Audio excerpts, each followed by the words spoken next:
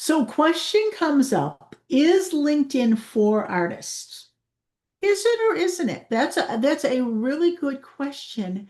And my answer is yes, if you're using it in the right times and the right ways and kind of knowing who the artists are and they're what they're bringing to the table. Artists bring a lot to the table.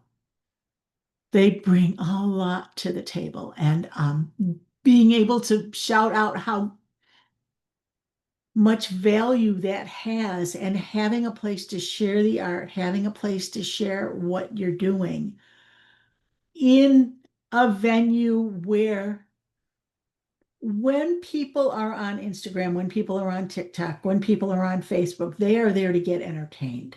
And entertainment is great. It doesn't necessarily always pay the bills. When people are on LinkedIn, they're there to be informed. So informing people about the value that comes from having, I'm just going to get a little here, just a little, having designs done by actual humans. I am almost almost completely and totally done with AI art. The only thing that I think in the past 6 months that has just made me go, that one was a bunch of colleagues playing clarinets or something. That was cute, but it's so overblown and there's so much of it.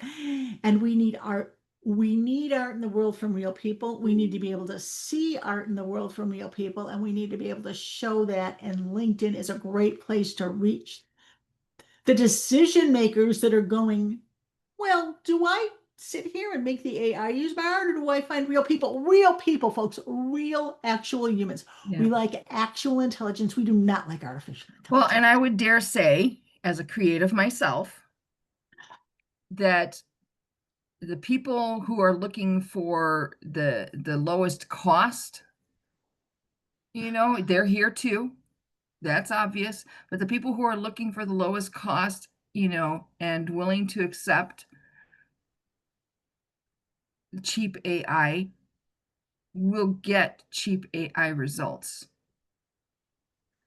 So, because AI can't ask you the questions to go through what you're looking for.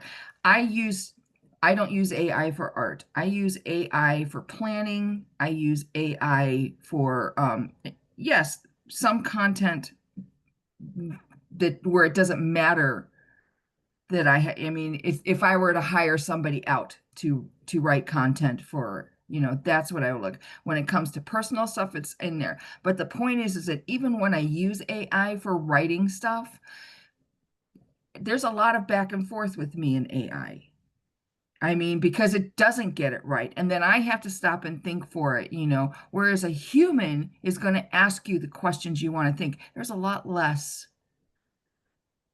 tweakage on the part of the user, um, because when they're working with a human, because that human knows the business and knows the nuances and knows how to ask the questions for what they're looking for, whereas AI doesn't. It just scrapes the internet from and assimilates or synthesizes what it thinks.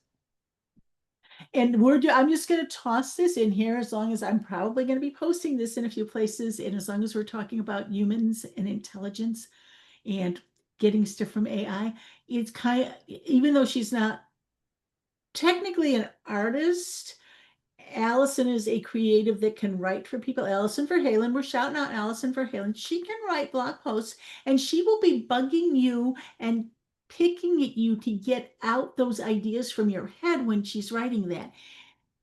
And it takes a whole lot less correction than whatever you pop in, especially if you're not experienced and knowledgeable about the AI stuff. So, real people, it's kind of awesome. I'm going to stop this recording. If you need to find me, I'm a LinkedIn trainer and consultant, and you should be able to find me on LinkedIn or pop a comment under this video. If you need to find Beth Tomas and find out about this girl's story, which is A nonprofit organization that amplifies girls' voices through a girl-led, girl-produced digital magazine that publishes content that's contributed by teens who identify as girls. And then if you need copywriting, call Allison and she can do the SEO stuff, because sometimes that is it art? Is it magic? What is it? She's got it. Thank you.